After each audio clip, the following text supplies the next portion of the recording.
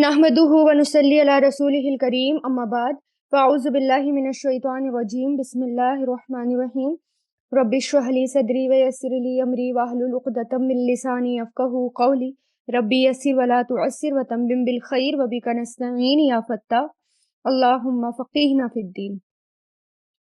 हमने देखा कल के इसको यानी अल्लाह ताला अपनी खल्क की तरफ ध्यान दिलवा रहे हैं, जैसे कि सूरे रहमान में था अल्लाह ताला की कुदरत के बारे में। खल्क यानी कुरान के बाद कौन सी कुदरत थी? अल्लाह ताला की खल्क।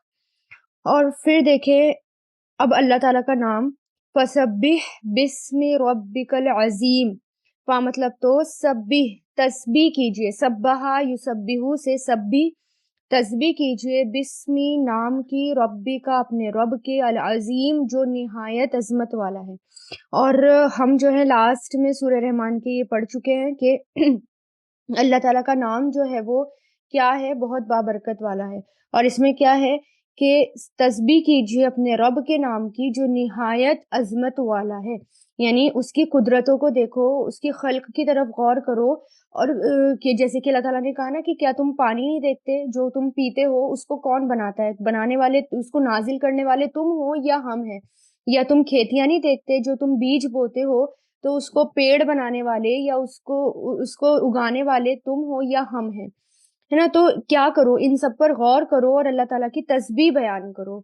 सुबहान रब्बियल अज़ीम, यानी अल्लाह ताला को हर तरह के ऐब से अल्लाह ताला पाक है, और उसकी इस बात को मानो, उसकी नेमतों की तारीफ बयान करो और उसका शुक्र अदा करो। आप सल्लल्लाहु अलैहि वसल्लम से पूछा गया कौन सा कलाम अफजल है, तो आप सल्लल्लाहु अलैहि वसल्लम ने फरमाया जो अल्लाह ने अपने बंदों और अपने फरिश्तों के लिए चुना। सुबहानल्लाहि व बिहम्दिही, तमाम मखलूक का रिस्क है इसमें।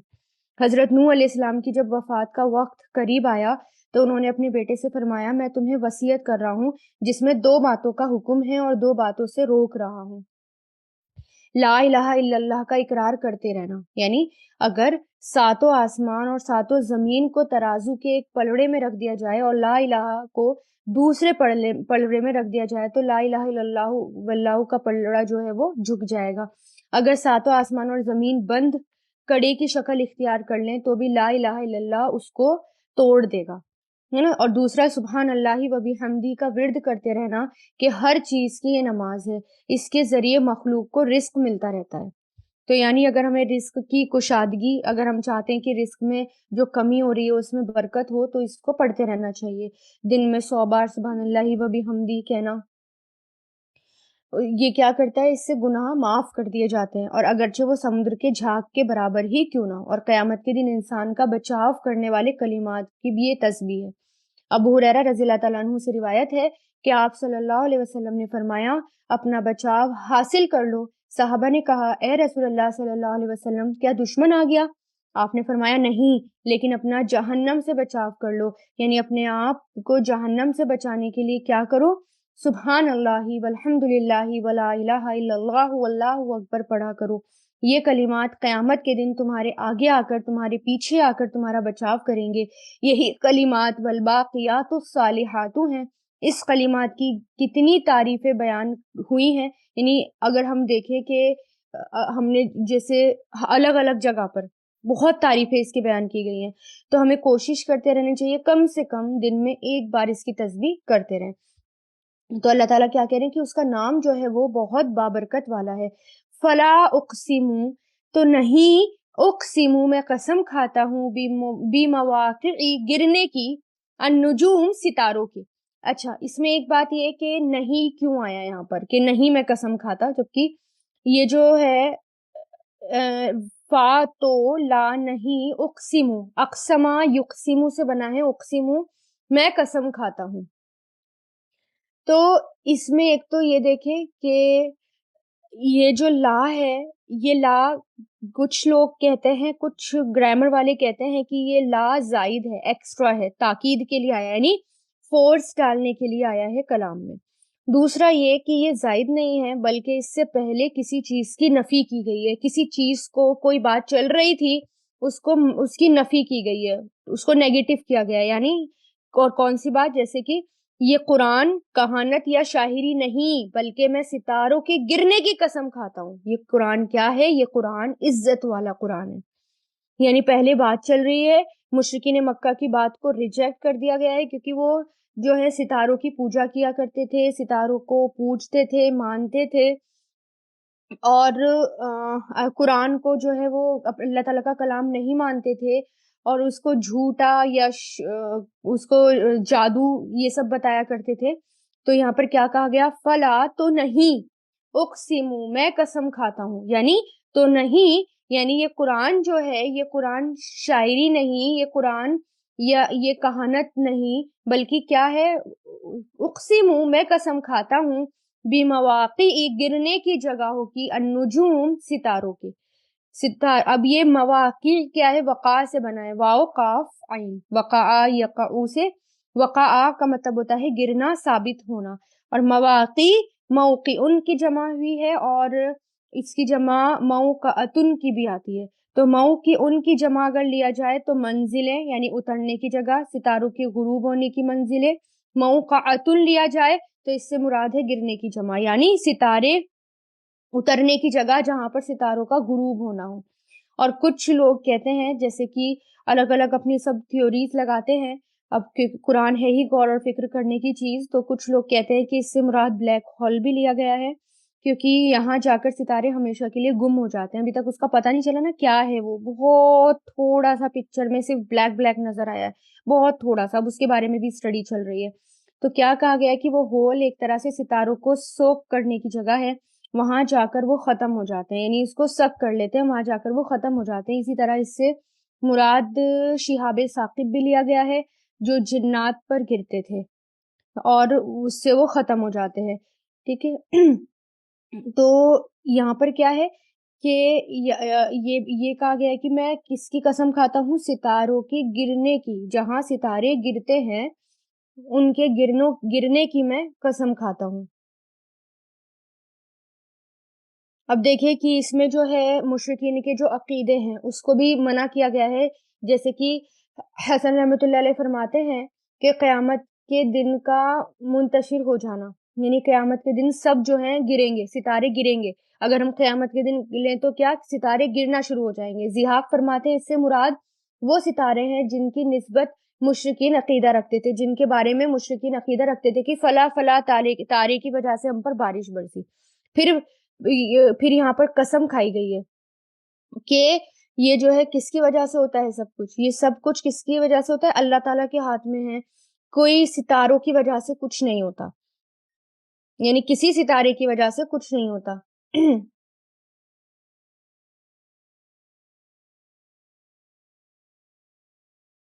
اب جیسے ابن عباس فرماتے ہیں ہر بارش کے موقع پر بعض لوگ کفریہ کلمہ ایک دم بول دیتے تھے کہ بارش کی وجہ فلاں ستارہ ہے.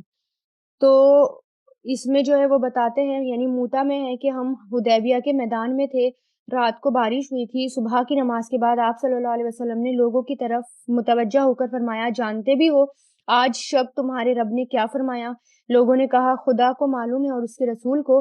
تو آپ نے فرمایا سنو، یہ فرمایا کہ آج میرے بندوں میں سے بہت سے میرے ساتھ کافر ہو گئے اور بہت سے ایمان والے بن گئے.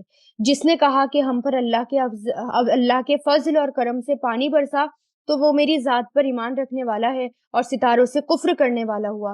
اور جس نے کہا فلاں فلاں ستارے کی سے بارش ہوئی، اس نے میرے ساتھ کفر کیا اور ستاروں پر ایمان لایا. تو آیت نمبر 76، وَإِنَّهُ اور بے شک وہ، لَقَسَمٌ ایک قسم ہے، لو اگر، تعلمون تم جانتے ہو، علیما یعلمون سے عظیم بہت بڑی، یعنی یہ بہت بڑی قسم ہے اگر تم جانتے ہو. یعنی یہ قسم کا جواب ہے، یعنی یہ جو قسم کھائی گئی ہے کہ یہ کیا، یہ قرآن جو ہے، یہ قرآن کے بارے میں کہا گیا ہے کہ یہ قرآن کوئی معمولی چیز نہیں ہے نا، یہ بہت بڑی چیز ہے. تو بے شک وہ قسم ہے اگر تم جانتے ہو بہت بڑی، وَإِنَّهُ اور بے شک وہ، لَقُرْآنُ الْكَرِيمٌ ضرور قرآن عزت والا ہے. ٹھیک ہے. اب اگر اس کو پیچھے سے کنیکٹ کریں تو اب یہ بات سمجھ میں آئے گی کہ اللہ تعالیٰ قسم کھا رہے ہیں کہ نہیں میں قسم کھاتا تو نہیں، یہ قرآن جو ہے شاعری نہیں، یہ قرآن جو ہے کہانت نہیں، یہ قرآن تو عزت والا ہے، میں قسم کھاتا ہوں ستاروں کے گرنے کی جگہ کی. ٹھیک ہے، تو یہ بہت، یعنی اب اس پر بھی غور کیا جائے، ستاروں کے گرنے کی جگہ، یا قیامت کا دن بھی ہو سکتا ہے، یا کوئی بھی چیز جہاں ستارے گرتے ہیں وہ بھی ہو سکتا ہے. بہرحال غور و فکر کرنے کی چیز ہے یہ. اب پھر آیت نمبر 78، فی کتابن، ایک کتاب میں، مکھنون، محفوظ، کاف نون نون سے چھپائی ہوئی، یعنی لوح محفوظ میں، یعنی ہر چیز جو ہے وہ کہاں درج ہے، وہ کہاں ہے، لوح محفوظ میں ہے ہماری. یعنی ہر معاملے، ہر امر، ہر کام کہاں پر جاتے ہیں، لوح محفوظ میں.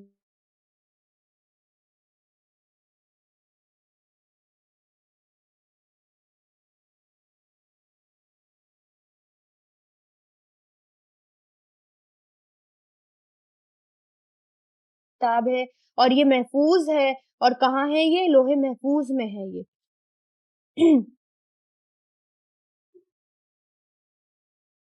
آیت نمبر 80، نہیں، آیت نمبر 79، لا نہیں، یمسوہ، چھوتے اس کو.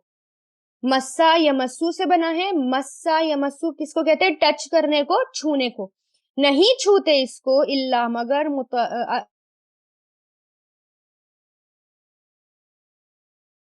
اچھا، یہ آیت اب سمجھنے والی ہے، اور لیڈیز کے لیے بھی، سب کے لیے. اس کے پیچھے ایک تو بیک گراؤنڈ اس کا دیکھیں کہ اس کے پیچھے کیا بات ہو رہی تھی. نہیں چھوتے اس کو مگر کون، مگر پاک باز لوگ. ٹھیک ہے، یعنی مشرکین مکہ جو ہیں وہ یہ کہتے تھے، ان کا یہ، یعنی جب یہ کہا جاتا تھا نا کہ یہ قرآن جو ہے وہ اللہ تعالیٰ کی طرف سے ہے، تو کفار کیا کہتے تھے، اس قرآن کو تو شیاطین لے کر اترے ہیں. جیسے اور جگہ جگہ انہوں نے فرمایا ہے کہ شیاطین اس کو لے کر اترتے ہیں. اللہ تعالیٰ کہتے ہیں نہیں، یہ ان کے لائق نہیں، نہ ان کی مجال کہ وہ اس کو سن بھی پائے. پہلے یعنی سب سے پہلے کہاں آتا ہے یہ، آپ صلی اللہ علیہ وسلم کے دل پر آتا ہے، وہاں شیطان بھی نہیں آ سکتا، شیاطین بھی نہیں آ کر سن سکتے، جبریل امین سے کوئی اس کو اچک نہیں سکتا. تو وہ کیا کہتے تھے کہ اس کو جو ہے شیاطین لے کر اترتے ہیں. تو اللہ تعالیٰ کیا کہہ رہے ہیں، نہیں، اس کو نہیں چھوتے مگر پاک باز لوگ. شیاطین کون ہے، شیاطین تو ناپاک ہیں، وہ تو خراب ہیں، وہ تو ان کو، وہ تو اس کو سن بھی نہیں سکتے، اس کو تو پاک باز لوگ ہی چھو سکتے ہیں. اور پھر اس میں جو ہے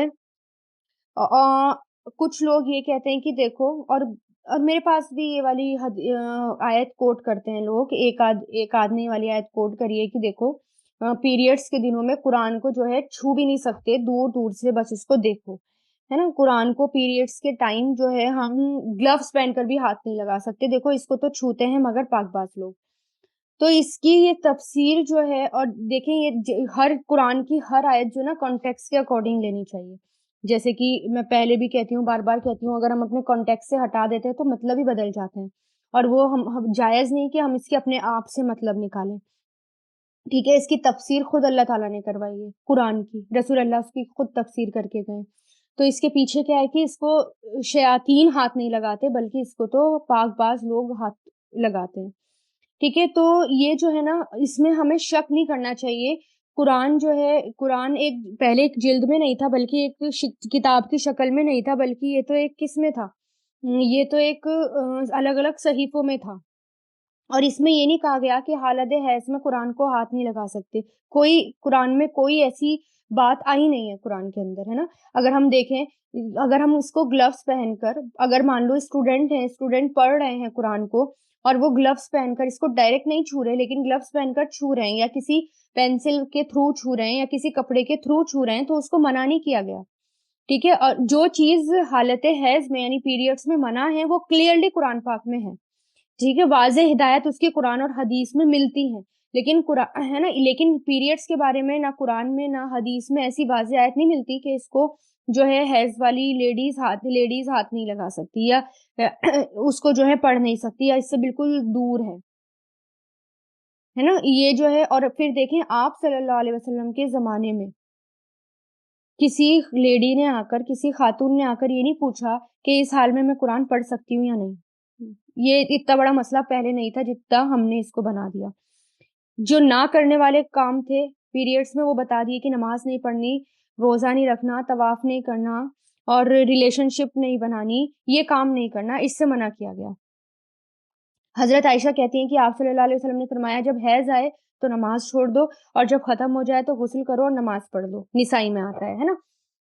ابو سعید خدری کہتے ہیں کہ آپ صلی اللہ علیہ وسلم نے فرمایا کیا ایسا نہیں ہے کہ جب عورت کو حیض آئے تو نہ نماز پڑھ سکتی ہے اور نہ روزہ رکھ سکتی ہے، عورتوں کے دین میں کمی کی یہی وجہ ہے۔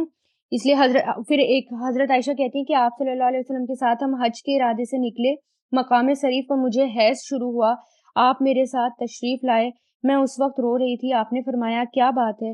میں نے کہا اگر میں اس سال حج کا ارادہ نہ کرتی تو اچھا تھا۔ آپ نے فرمایا شاید تم کو حیض آ گیا۔ میں نے کہا جی ہاں۔ آپ نے فرمایا یہ ایسی چیز ہے جو اللہ تعالیٰ نے آدم کی بیٹیوں کے لیے لکھ دی، لہٰذا جب تک پاک نہ ہو جاؤ تو بیت اللہ کا طواف نہ کرو، باقی سارے مناسک حج ادا کرو۔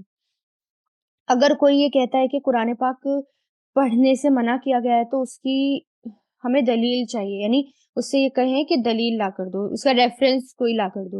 اور پھر لوگ یہ آیت کوٹ کرتے ہیں، اگلی پچھلی آیت دیکھتے نہیں ہیں کہ بات کیا ہو رہی ہے۔ یہاں پر اس میں جو ہے مشرکین کے جو خیال ہیں اس کی تردید کی جا رہی ہے، اس کو منع کیا گیا ہے، ان کے خیال کو یہاں پر ریجیکٹ کر دیا گیا ہے کہ شیاطین لے کر اس کو اترتے ہیں۔ تو اللہ تعالیٰ نے کہا نہیں، شیطانی اثرات سے تو یہ بالکل پاک ہے اور یہ کوئی معمولی بات نہیں ہے، یہ تو قرآن ہے، یہ اللہ تعالیٰ کے حکم سے ہے اور یہ اللہ تعالیٰ کے حکم سے نازل ہوا ہے۔ اور پھر حدیث جو کوٹ کرتے ہیں وہ یہ کیا کرتے ہیں کہ ایک حدیث اور آتی ہے کہ جنبی مرد اور حیض والی عورت قرآن پاک نہ پڑھے، یہ والی حدیث۔ اور اس روایت میں جو یہ روایت کوٹ کرتے ہیں، یہ امام ترمذی نے یہ کوٹ کیا ہے اور وہ خود اس حدیث کو ضعیف کہتے ہیں، یعنی آگے لکھا ہوا بھی وہ خود بھی اس حدیث کو کیا بتاتے ہیں؟ ضعیف بتاتے ہیں۔ امام ترمذی نے حدیث کو کوٹ کرنے کے بعد کلیئرلی لکھ دیا کہ یہ ضعیف ہے۔ اس کے علاوہ ابو داؤد میں بھی ایک حدیث آئی ہے، یہ اون المامود شرح میں آتی ہے، مصنف کہتے ہیں کہ یہ حدیث معلول ہے، یعنی اس میں علت ہے، ٹھیک ہے، اس کو حجت نہیں مانا جاتا۔ ایک حدیث اور کوٹ کرتے ہیں کہ یہ لوگ کہ قرآن پاک کو نہ چھوئیں مگر طاہر، یعنی مگر پاک، تو یہ بھی حدیث مرسل ہے۔ مرسل حدیث کہتے ہیں جب صحابی کا ذکر نہ ہو اور بیچ میں سے وہ قطع ہو، کہ کہیں کٹی بھی ہو، تو جو حدیث مرسل ہوتی ہے اس کو بھی پھر صحیح نہیں مانا جاتا، اس کو بھی قابل حجت نہیں مانا جاتا۔ اور ضعیف حدیث لوگ زیادہ سے زیادہ لے کر آتے ہیں اور اس ضعیف حدیث کی وجہ سے ہم قرآن پڑھنے سے رک نہیں سکتے، ہے نا، کیونکہ عورت کی چوتھائی زندگی کم سے کم پیریڈز میں نکل جاتی ہے۔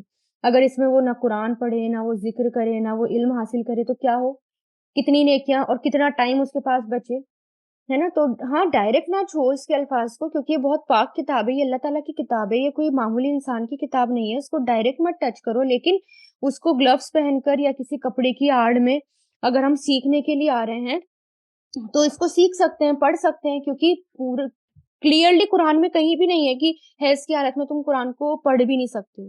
اگر ایسا ہوتا تو لیڈیز بہت پیچھے رہ جاتی، حفظ کرنا مشکل ہو جاتا، ہے نا، اور جو حفظ کر رہی ہیں وہ کیا کرتی، یا جو اسٹوڈینٹس ہیں آپ لوگوں کی طرح ہیں، اگر وہ 10 دن قرآن کو چھوئے نہ، قرآن کو پڑھے نہ، تو کیا ہوگا؟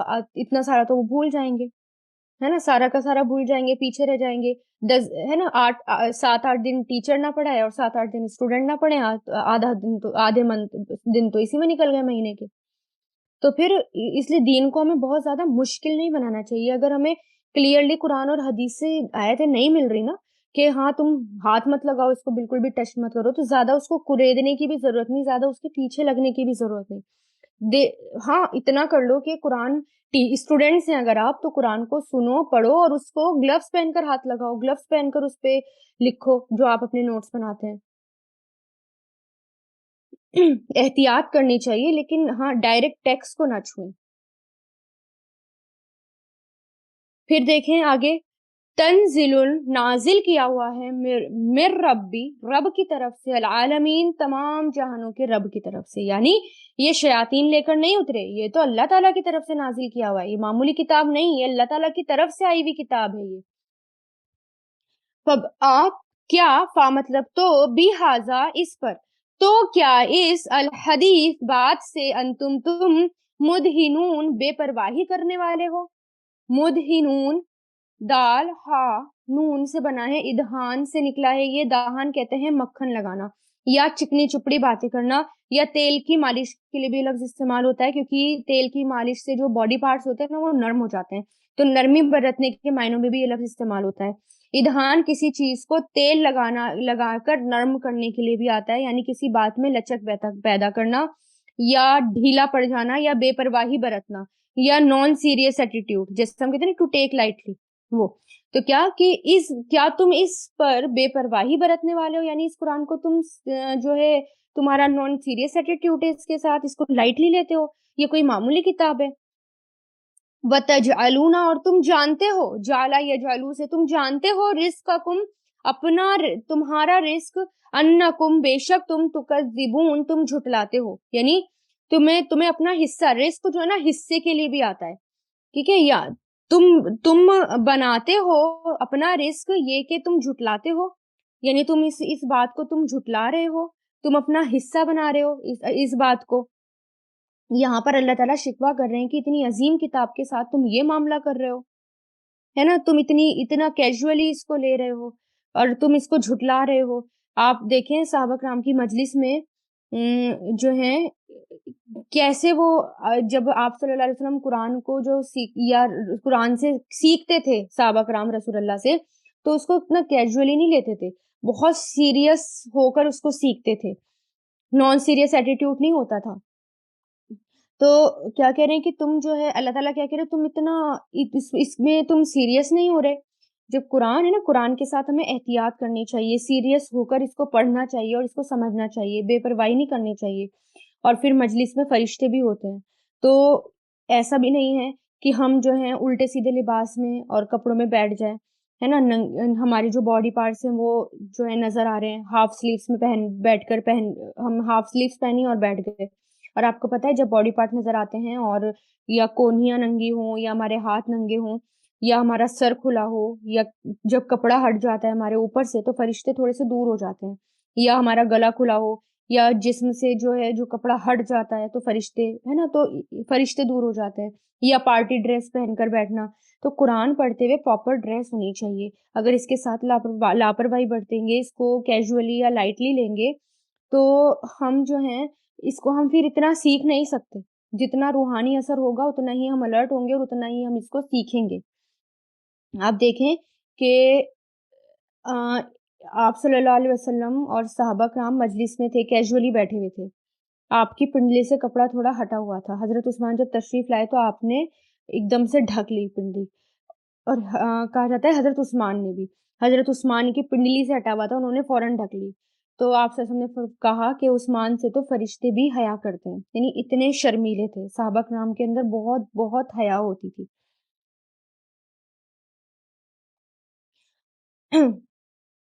اور پھر حضرت علی رضی اللہ تعالیٰ عنہ اس آیت کی تشریح کرتے ہوئے کہتے ہیں کہ آپ صلی اللہ علیہ وسلم نے فرمایا تم اپنے رزق کا شکر یوں ادا کرتے ہو کہ اللہ تعالیٰ کو جھٹلاتے ہو اور کہتے ہو کہ بارش ہم پر فلاں نے جو ہے برسائی، یعنی تم اللہ تعالیٰ کا نہ کر کے کسی اور کا شکر ادا کر رہے ہو، تم اس قرآن کو جو ہے جھٹلا رہے ہو، اور رزق تمہارے اوپر آتا ہے اور تم یہ کہتے ہو کہ یہ رزق جو ہے فلاں ستاروں کی طرف سے آیا، تو اللہ تعالیٰ نے کیا بنایا، تم بناتے ہو اپنا حصہ یہ کہ تم جھٹلاتے ہو قرآن کو، فلولا تو کیوں نہیں، اذا جب بلغت پہنچ جاتی ہے، بلغا یبلغو سے بلغت پہنچ جاتی ہے، الحلوق حلق کو یعنی کیا پہنچ جاتی ہے، جان، تو جب جان تمہارے حلق تک پہنچ جاتی ہے، وَأَنْتُمْ اور تم، ہین اذن اس وقت، ہین کس کے لیے آتا ہے، وقت کے لیے آتا ہے، اس وقت تنظرون تم دیکھ رہے ہوتے ہو، یعنی جب نظرہ ینظرو جب جان تمہارے حلق تک پہنچ جاتی ہے تو کیا تم اس کو دیکھ رہے ہوتے ہو اس وقت، وَنَحْنُ اور ہم اقربو زیادہ قریب ہوتے ہیں، اقربو جیسے اخبرو ہوتا ہے ایسے اقربو اسم تفضیل بہت قریب ہوتے ہیں، الیہ اس کے، منکم تم سے، ولیکن اور لیکن، لا تبصرون نہیں تم دیکھتے، ابصرا یبصرو سے لا تبصرون مطلب اللہ تعالیٰ فرماتا ہے ایک شخص اپنے آخری وقت میں جب وہ حالت نزا میں ہوتا ہے، یعنی جب اس کی روح قبض ہونے والی ہوتی ہے، روح پرواز کر رہی ہوتی ہے، تم اس کے پاس بیٹھ کے اس شخص کو دیکھ رہے ہوتے ہو لیکن کچھ بھی نہیں نظر آتا تمہیں، ہمارے فرشتے تم نہیں دیکھ سکتے، لیکن مرنے والے کو پتا ہوتا ہے سب کہ فرشتے آ گئے ہیں اور روح قبض ہونے والی ہے، اب آ کے بیٹھ گئے سرہانے پر فرشتے. تو یہ سب جو ہے اللہ تعالیٰ کہہ رہے کیا تمہیں دکھ رہا ہوتا ہے؟ حالانکہ تم وہاں بیٹھے ہوئے ہوتے، تم نہیں دیکھ سکتے، لیکن آخری وقت میں بھی میں سب کچھ دیکھ رہا ہوتا ہوں، مجھے سب کچھ پتا ہوتا ہے، میں سب سے زیادہ قریب ہوتا ہوں انسان کے آخری وقت میں بھی، اور تم نہیں دیکھ رہے ہوتے. فلولا، تو کیوں نہیں، ان اگر ان کن تم ہو تم غیرہ نہیں، مدینین بدلہ دیے جانے والے. دین سے بنائے، دین کس کو کہتے ہیں؟ بدلے کا دن. یوم الدین ہم پڑھتے ہیں نا، تو وہ کیا ہے؟ وہ بدلے کا دن ہے. تو وہ سب کیا ہوتا ہے کہ تمہیں صرف اور صرف تم بدلہ دیے جانے والے ہوتے ہو، یعنی اس وقت جو بھی ہوتا ہے تمہیں بدلہ مل رہا ہوتا ہے تمہارے عمل کا، تمہارے ہر کام کا. جب روح قبض ہو رہی ہوتی ہے اور جب فرشتے آتے ہیں، کیسے اگر ہم اللہ تعالیٰ پر ایمان لائیں، متقی بنے، پرہیزگار بنے، تو ہماری روح بہت اچھے سے قبض ہوتی ہے. لیکن جب ہم جھٹلا دیتے ہیں، اللہ تعالیٰ کو جھٹلا دیں، قرآن اور حدیث کو جھٹلا دیں، آپ مذاق بنانا شروع کر دیں، تو کیا ہوتا ہے پھر؟ اسی کا بدلہ مل رہا ہوتا ہے. ویسے ہی روح قبض ہوتی ہے، ویسے ہی روح جو ہے وہ بہت مشکل میں نکلتی ہے، ڈر جاتی ہے روح دیکھ کر سب کو. ترجعونہا، تم لوٹاتے ہو اسے. رجع یرجعو سے ترجونہا، تم لوٹاتے ہو اسے. ان کن تم، اگر ہو تم صادقین، سچے، اگر ہو تم سچے، کیا تم اس کو لوٹاتے ہو؟ فاما، تو لیکن، ان کانا، اگر ہے وہ، من المقربین، مقربین میں سے، یعنی اگر وہ میرے بندوں میں، میرے قریب والے بندے میں سے ہے، فراحت مطلب تو رہن، راحت ہے، یعنی سکون ہے. روحن کیا ہے یہاں پر؟ سکون اور راحت کے لیے. وریحان، اور ریحان کس کے لیے آتا ہے؟ عمدہ رزق کے لیے. وجنتو، اور جنت ہے، نعیم، نعمتوں والی. یعنی موت کے وقت، سکرات کے وقت، دنیا کی آخری گھڑی میں جب انسان ہوتا ہے تو اس وقت کیا حالت ہوتی ہے کس انسان کی، اللہ تعالیٰ وہ بتا رہے ہیں.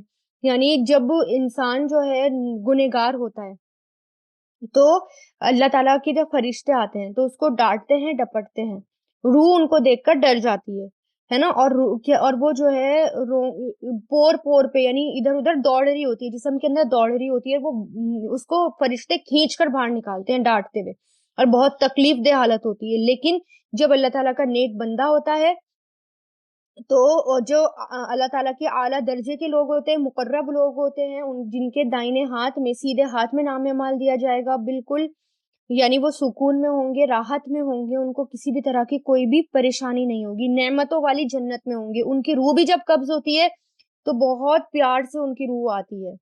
اور یہاں پر روحن سے مراد کیا ہے؟ راحت. ریحان سے مراد کیا ہے؟ آرام. ریحان سے مطلب لیا گیا ہے آرام بھی، ٹھیک ہے، اور رزق بھی اور آرام بھی. تو یعنی ان کو دنیا کی مصیبتوں سے، پریشانیوں سے راحت مل جاتی ہے اور وہ سکون میں ہوتے ہیں. آپ صلی اللہ علیہ وسلم نے فرمایا، اللہ تعالیٰ جب ملک الموت سے فرماتے ہیں کہ میرے فلاں بندے کے پاس جا اور اسے میرے یہاں لے آ، میں نے اسے رنج، راحت، آرام، تکلیف، خوشی اور ناخوشی غرض ہر آزمائش میں آزما لیا اور اپنی مرضی کے مطابق پایا، بس اب میں اسے ابدی یعنی ہمیشہ کا راحت دینا چاہتا ہوں، جاؤ اسے میرے خاص دربار میں پیش کرو. ملک الموت 500 رحمت کے فرشتے اور جنت کے کفن اور جنتی خوشبوئے ساتھ لے کر اس کے پاس آتے ہیں اور اس کو جو ہے لپیٹتے ہیں. ایک الگ طرح کی خوشبو ہوتی ہے، سفید ریشم ہوتا ہے، اس مشک کی خوشبو اس میں ہوتی ہے، اس کو لپیٹ لیا جاتا ہے، ٹھیک ہے، یعنی ان کو سکون کے ساتھ لپیٹ کر پھر اللہ تعالیٰ کے پاس لے کر جایا جاتا ہے. یعنی ان کے پاس ان کو کوئی بھی کسی بھی طرح کی کوئی بھی پریشانی نہیں ہوتی. لیکن سب سے زیادہ پریشانی کس کو ہوتی ہے؟ جو کہ جھٹلا دے، جو کہ ماننے سے منع کر دے اس کو.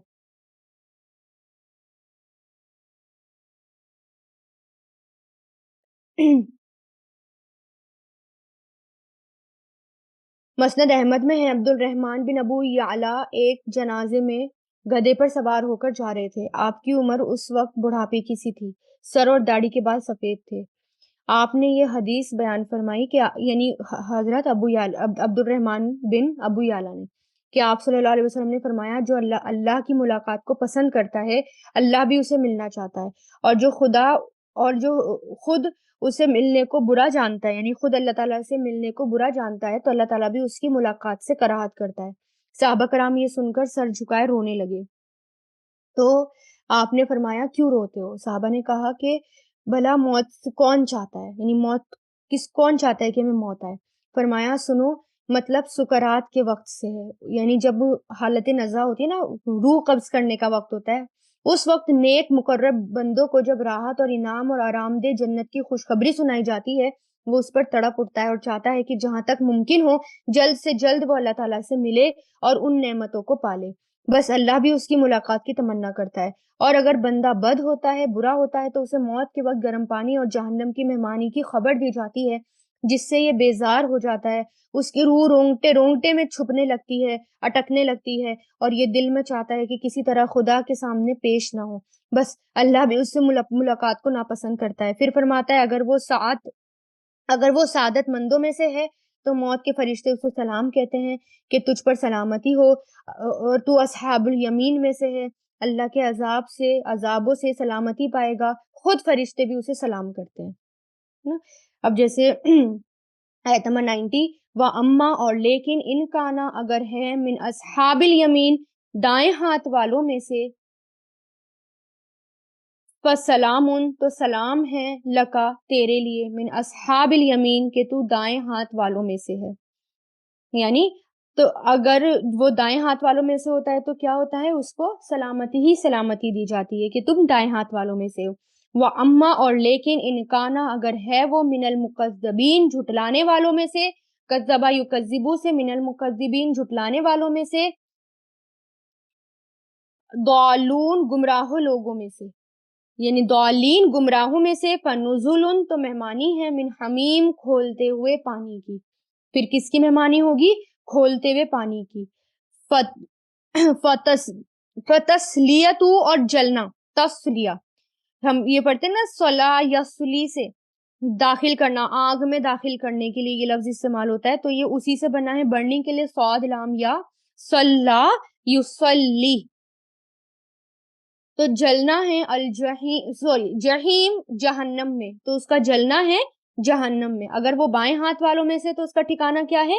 جہنم۔ ان ھذا، بے شک یہ، لہوا، ضرور ہی، الحق، حق ہے، الیقین، یقینی، یعنی موت کا آنا حق ہے اور یہ یقین بات ہے، اس کو کوئی جھٹلا نہیں سکتا، اس کو کوئی منع نہیں کر سکتا، اس کو لوگ جو ہیں اس سے بھاگ نہیں سکتے۔ فسبیح، تو تسبیح کیجئے، بسم ربی کا، نام کے ساتھ اپنے رب کی، العظیم، جو نہایت عظمت والا ہے۔ سورہ رحمان کا بھی اینڈ اسی پر ہوا تھا، اور اس کا بھی اللہ تعالیٰ کے نام کے ساتھ، کہ تسبیح کیجئے اللہ کے نام کے ساتھ، جو کون ہے؟ نہایت عظمت والا ہے۔ اب جیسا آتا ہے نا سبحان ربی العظیم، ہم پڑھتے ہیں نا ہم، حضرت عقبہ بن عامر کہتے ہیں کہ جب یہ آیت نازل ہوئی تو آپ صلی اللہ علیہ وسلم نے حکم دیا کہ اس کو تم لوگ اپنے رکوع میں رکھ دو، یعنی اس تسبیح کو اپنے رکوع میں رکھ دو، یعنی سبحان ربی العظیم۔ اور جب یہ آیت سبحان ربی العلی نازل ہوئی تو آپ نے فرمایا اس کو سجدے میں رکھ دو۔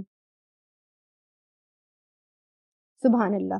تو یہ جو قرآن ہے، یہ قرآن بھی جو نیک لوگ ہوں گے ان کے ساتھ جو یہ قرآن ہے، یہ نیک دوست کی شکل میں ساتھ میں جائے گا، اس لیے اس کے ساتھ تسبیح کرتے رہا کریں، قرآن کو پڑھتے رہا کریں، اس میں غور اور فکر کرتے رہا کریں، اس کو پڑھنے سے اکتائیں نہیں، اس کو پڑھنے سے بور نہ ہوں، بلکہ یہ سوچے کہ میں کس طرح اور بھی اس کے زیادہ قریب جا سکتی ہوں۔